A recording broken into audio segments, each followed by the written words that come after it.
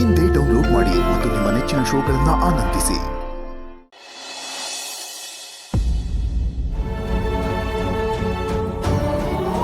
ದೇವ್ರು ಯಾಕ್ರಿ ನಮ್ಮನ್ನ ನಮ್ಮ ಭಾವನನ್ನ ಇಷ್ಟೊಂದು ಪರೀಕ್ಷೆ ಮಾಡ್ತಿದ್ದಾನೆ? ಅವಳು ಏನು ತಪ್ಪು ಮಾಡಿದಾಳೆ ಅಂತ ಈ ಶಿಕ್ಷೆ ಅವಳಿಗೆ? ನಾವು ಮಾಡಿದ ಕರ್ಮನೋ ಅಥವಾ ಅವಳ ಹಣೆ ಬರೋನೋ ಒಂದು ಗೊತ್ತಿಲ್ಲ. ಆದರೂ ಹೆತ್ತವ್ರ ಮುಂದೆ ಮಕ್ಕಳಿಗೆ ಇಷ್ಟೊಂದು ಕಷ್ಟ ಕೊಡಬಾರ್ದ್ರಿ ಆ ದೇವರು. ಅಲ್ಲಿ ಏನು ನಡೆದಿದೆ ಅಂತಲೇ ಗೊತ್ತಾಗ್ತಾ ಇಲ್ಲ ಲಕ್ಷ್ಮಿ. ವೀಣಾ ಹೇಳಿದಿಷ್ಟೇ, ನಮ್ಮ ಬಗ್ಗೆ ಬೀಗರು ಕೀಳಾಗಿ ಮಾತಾಡಿದ್ರಂತೆ, ಅದಕ್ಕೆ ಇವನು ಕೋಪ ಮಾಡ್ಕೊಂಡು ಮಾತಾಡಿದ್ರಂತೆ.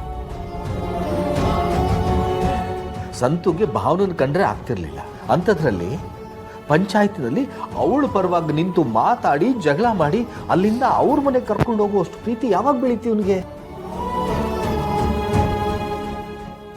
ಇಲ್ಲೇನೋ ಗೊಂದಲ ನಡೆದಿದೆ ಲಕ್ಷ್ಮಿ.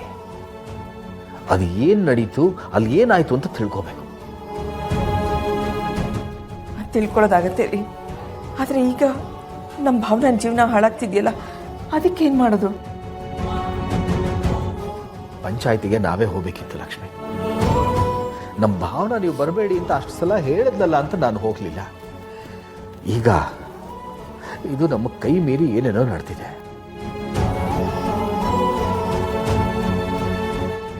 ಸಂತು ತಾಳ್ಮೆಯಿಂದ ಇರಬೇಕಾಗಿತ್ತು ಲಕ್ಷ್ಮಿ. ಇವನು ಕೋಪದ ಕೈಯಲ್ಲಿ ಬುದ್ಧಿ ಕೊಟ್ಟು ಬೀಗರ ಮೇಲೆ ಕೈ ಮಾಡಿದ್ರೆ ಅವ್ರ ಕಡೆ ಸುಮ್ಮನೆ ಬಿಡ್ತಾರ? ಇವನಿಂದ ನಾವು ಇನ್ನೂ ಏನೇನು ನೋಡಬೇಕೋ ಗೊತ್ತಿಲ್ಲ. ಸಂತು ಹೀಗೆ ಮಾಡ್ದ ಅಂತ ತಂದೆ ತಾಯಿಯಾಗಿ ನಾವು ಸುಮ್ಮನೆ ಕೂತ್ಕೊಳ್ಳೋಕ್ಕಾಗತ್ತೇನ್ರಿ? ಏನಾದರೂ ಮಾಡಿ ಸಿದ್ಧನ ಭಾವನನ ಒಂದು ಮಾಡ್ಬೇಕ್ರಿ. ಅಮ್ಮ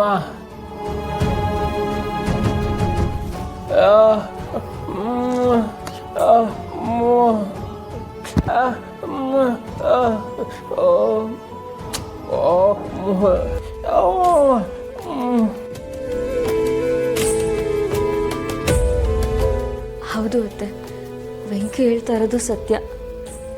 ಭಾವನ ಅಕ್ಕ ಸಿದ್ದು ಅಣ್ಣ ಒಬ್ರನ್ನೊಬ್ರು ತುಂಬ ಪ್ರೀತಿ ಮಾಡ್ತಾರೆ. ಅವ್ರ ಪ್ರೀತಿ ಇಷ್ಟು ಗಟ್ಟಿಯಾಗಿರುವಾಗ ಬೇರೆ ಯಾರಿಂದನೂ ಅವ್ರ ಸಂಬಂಧನ ಸಡ್ಲಗೊಳ್ಸೋಕ್ಕಾಗಕ್ಕಿಲ್ಲ.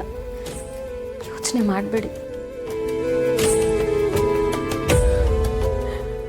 ಏನೋಮ್ಮ, ನಿಮ್ಮಿಬ್ಬರು ಬಾಯ ಹರಕೆಯಾಗಿ ಅವ್ರ ಸಂಸಾರ ಸರಿ ಹೋದರೆ ಸಾಕು, ಅಷ್ಟೇ ದೇವ್ರ ಹತ್ರ ಕೇಳ್ಕೊಳ್ಳೋದು.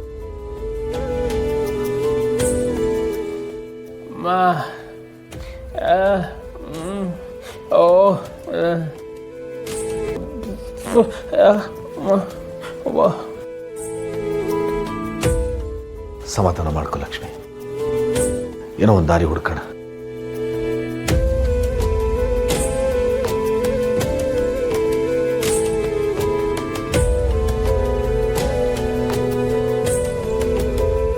ಅತ್ತೆ, ಸಮಾಧಾನ ಮಾಡ್ಕೊಳ್ಳಿ, ಎಲ್ಲ ಸರಿ ಹೋಗುತ್ತೆ.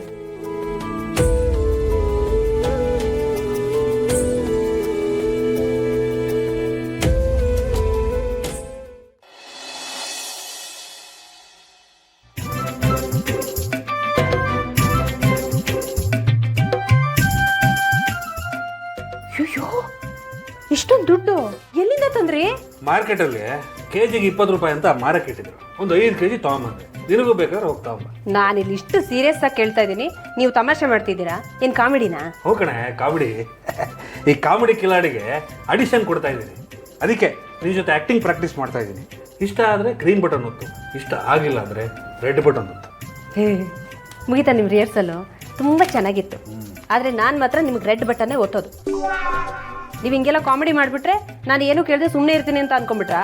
ಅದೆಲ್ಲ ಆಗಲ್ಲ. ಈಗ ಇಷ್ಟೊಂದು ದುಡ್ಡು ಎಲ್ಲಿಂದ ಬಂತು ಅಂತ ನನಗೆ ಹೇಳಬೇಕು. ಮೊದಲೇ ಸಮಸ್ಯೆಗಳ ಸುಳಿಲಿ ಸಿಕ್ಕಾಕೊಂಡು ಒದ್ದಾಡ್ತಾ ಇದ್ದೀನಿ. ಅದು ತೀರೋವರೆಗೂ ನನಗೆ ನಿದ್ರೆ ಮಾಡೋಕ್ಕಾಗಲ್ಲ. ಅಲ್ಲಿವರೆಗೂ ನೀನು ಹೇಗೆ ಬಂತು, ಎಲ್ಲಿಂದ ಬಂತು ಅಂತೆಲ್ಲ ಸುಮ್ಮನೆ ತಲೆ ತಿನ್ಬೇಡ. ಇದನ್ನು ಹೊಂದಿಸೋದಕ್ಕೆ ಎಷ್ಟು ಕಷ್ಟಪಟ್ಟಿದ್ದೀನಿ ಗೊತ್ತಾ? ಏನ್ರಿ ದುಡ್ಡು ಹೊತ್ಕೊಂಡು ಹೋಗಿದ್ನಲ್ಲ, ಅವನೇನಾದರೂ ಸಿಕ್ಕದ್ನಾ? ಅವನೇ ಕೊಟ್ಟನಾ ಇದನ್ನೆಲ್ಲ? ನೋಡೆ, ಸ್ಮಶಾನಕ್ಕೆ ಹೋದ ಹೆಣ, ಅವನು ತಗೊಂಡೋದ ಹಣ, ಇದ್ಯಾವುದು ವಾಪಸ್ ಸಿಗಲ್ಲ. ಅವನು ಎಲ್ಲಿದ್ದಾನೆ ಅಂತ ನಾನು ಹೇಗೆ ಕಂಡುಹಿಡಿದೆ? ನೀವೀಗ ಆಡ್ತಿರೋದು ನೋಡಿ ನಾನೇನೋ ಅವ್ನು ಸಿಕ್ಕಿದ್ದಾನೆ, ಅದಕ್ಕೆ ನೀವು ಅವನ ಹತ್ರ ಬಡ್ಡಿ ಸಮೇತ ಸಾಲ ಎಲ್ಲ ವಸೂಲು ಮಾಡ್ಕೊಂಡು ಬಂದಿದ್ದೀರಾ ಅಂತ ಅಂದ್ಕೊಂಡೆ. ನೀವು ನೋಡಿದ್ರೆ ಅವ್ನು ಸಿಗಲಿಲ್ಲ ಅಂತಿದ್ದೀರಾ. ಹಾಗಿದ್ರೆ ಬೇರೆಯವ್ರ ಹತ್ರ ಸಾಲ ಮಾಡಿದ್ರೇನ್ರಿ? ಮಾಡೋರಿ ನೀವು. ಒಂದು ಚಿಕ್ಕ ತೂತನ ಮುಚ್ಚೋದಕ್ಕೆ ದೊಡ್ಡ ಕಂದಕ ಬೇಕಾದರೂ ಕೊರೆದು ಬಿಡ್ತೀರಾ. ಈಗ ಇಷ್ಟೊಂದು ದುಡ್ಡು ಎಲ್ಲಿಂದ ಬಂತು ಅಂತ ನನಗೆ ಗೊತ್ತಾಗಬೇಕು. ಯಾರೀ ನಿಮ್ಗೆ ಇಷ್ಟೊಂದು ದುಡ್ಡನ್ನ ಸಾಲ ಕೊಟ್ಟಿದ್ದು? ಮೊದಲೇ ಸಾಲ ಮಾಡ್ಕೊಂಡಿದ್ದೀನಿ, ಮೈ ಮೇಲೆ ಚೇಳು ಬಿಟ್ಕೊಂಡು ಕಚ್ಕೊಂಡಿದ್ದು ಆಯಿತು. ಇನ್ನೆಲ್ಲಿಂದಲೇ ಸಾಲ ಮಾಡಲಿ? ಯಾರೇ ಕೊಡ್ತಾರೆ?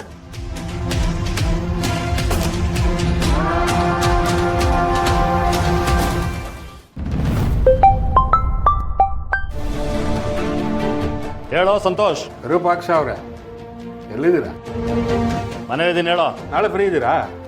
ಫ್ರೀ ಇದ್ರೆ ಮನೆಗೆ ಬನ್ನಿ, ನಿಮ್ಮ ದುಡ್ಡು ರೆಡಿ ಇದೆ, ತಗೊಂಡೋಗಿರಂತೆ. ಜೊತೆಗೆ ಡಾಕ್ಯುಮೆಂಟ್ಸ್ ಎಲ್ಲ ತಗೊಂಬನ್ನಿ. ಏನು ಮಾತಿನ ವರ್ಷನೇ ಚೇಂಜ್ ಆಗ್ತಾ ಇದೆ.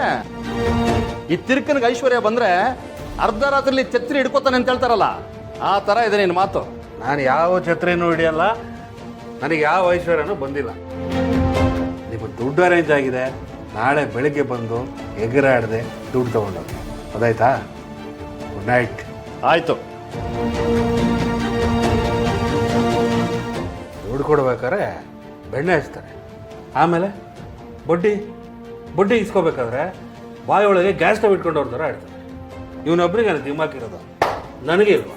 ಏನ್ರಿ ಯಾಕ್ರಿ ನಿಮ್ಗೆ ಇಷ್ಟೊಂದು ಅಹಂಕಾರ? ನಿಮಗೆ ಅವಶ್ಯಕತೆ ಇದ್ದಾಗ ನೀವು ಬೇಕು ಅಂತ ಅವನ ಹತ್ರ ಹೋದಾಗ ಅವ್ನು ಕೇಳಿದ ತಕ್ಷಣ ಹಣ ಕೊಟ್ಟ ತಾನೆ. ನೀವು ಸಮಯಕ್ಕೆ ಸರಿಯಾಗಿ ಬಡ್ಡಿ ಕಟ್ಟಿದಿದ್ರೆ, ನಿಮ್ಮ ಮಾತನ್ನ ಉಳಿಸ್ಕೊಂಡಿದ್ದಿದ್ರೆ ಅವ್ನು ಯಾಕ್ರಿ ಮನೆವರೆಗೂ ಬಂದು ಜಗಳ ಆಡ್ತಿದ್ದ? ಗಂಡಸರ ವ್ಯವಹಾರ ನಿಂಗೆ ಅರ್ಥ ಆಗಲ್ಲ ಕಡೆ. ಹೋಗು, ಒಂದು ಲೋಟ ಹಾಲು ತಗೊಂಡು. ನಾವೆಲ್ಲದಕ್ಕೂ ಸುಮ್ಮನೆ ಇದ್ಬಿಡ್ತೀವಿ, ನೀವು ಮಾತ್ರ ಕಿರೀಟ ಇಲ್ದಿರೋ ರಾಜನ್ ಥರ ಯಾವಾಗಲೂ ಆಡ್ತಾ ಇರಿ. ಅದೆಲ್ಲ ಆಗಲ್ಲ ರೀ. ಈಗ ಇಷ್ಟೊಂದು ದುಡ್ಡು ಎಲ್ಲಿಂದ ಬಂತು ಅಂತ ನನಗೆ ನಿಜ ಗೊತ್ತಾಗಬೇಕು. ಟೈಮ್ ಸಿಕ್ಕಾಗ ಹೇಳ್ತೀನಿ ಬಿಡೆ. ಇದೆಲ್ಲ ಕತೆ ನನಗೆ ಬೇಡ ರೀ, ನನಗೆ ನಿಜ ಗೊತ್ತಾಗಬೇಕು ಅಷ್ಟೇ. ಹೇಳಿದ್ನಲ್ಲ, ಈಗ ಸುಮ್ಮನೆ ಇದ್ಬಿಡು ಅಷ್ಟೇ. ಸುಮ್ಮನೆ ಇರೋದಕ್ಕಾಗಲ್ಲ. ಪ್ರತಿ ಸಲನೂ, ಹೋದ ಸಲನೂ ಹೀಗೆ ನೀವು ತುಂಬ ದಿಮಾಗ್ ತೋರಿಸಿದ್ರಿ, ಏನೋ ಎಡವಟ್ಟು ಮಾಡ್ಕೊಡ್ರಿ. ಈ ಸಲನೂ ಮತ್ತೆ ಅದೇ ಥರ ದಿಮಾಗ್ ತೋರಿಸ್ತಿದ್ದೀರಾ. ಈ ಸಲನೂ ಏನಾದರೂ ಎಡವಟ್ಟು ಮಾಡ್ಕೋತೀರಾ ಅಂತ ನಂಗೆ ಅನುಮಾನ ಬರ್ತಿದೆ. ಆ ಅನುಮಾನಕ್ಕೆ ಒಂಚೂರು ಮುಲ್ಲ ಮಚ್ಕೊಂಡು ತಣ್ಣಗಿದ್ಬಿಡು.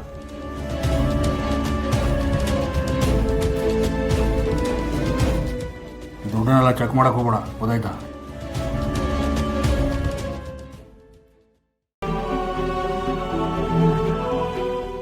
ಅಲ್ಲ, ಯಾಕೆ ಇವ್ರು ಹೀಗಾಡ್ತಾ ಇದ್ದಾರೆ ಅಂತ. ಈಗಿನ ಕಾಲದಲ್ಲಿ ಭಿಕ್ಷುಕರಿಗೆ 1 ರೂಪಾಯಿ ಹಾಕೋದಕ್ಕೆ ಜನ 100 ಸಾರಿ ಯೋಚನೆ ಮಾಡ್ತಾರೆ. ನಮ್ಮನೆಯವರಂತೂ 1 ನಯ ಪೈಸೆ ಬಿಚ್ಚೋದಿಲ್ಲ. ಅಂದಮೇಲೆ ಇಷ್ಟೊಂದು ದುಡ್ಡು ಇವ್ರಿಗೆ ಎಲ್ಲಿಂದ ಬರುತ್ತೆ? ಸಾಲ ಮಾಡಿಲ್ಲ ಅಂತಾರೆ, ಬಡ್ಡಿಗೂ ತಗೊಂಡಿಲ್ಲ ಅಂದರೆ ಸುಮ್ಮನೆ ಯಾರು ಕೊಟ್ಬಿಡ್ತಾರೆ ಅವ್ರಿಗೆ? ಏನೋ ಬಚ್ಚಿಡ್ತಾ ಇದ್ದಾರೆ ನನ್ನಿಂದ. ಇರಲಿ, ಬಾಯ್ ಬಿಡಿಸ್ತೀನಿ. ಲಕ್ಷ್ಮೀ ನಿವಾಸ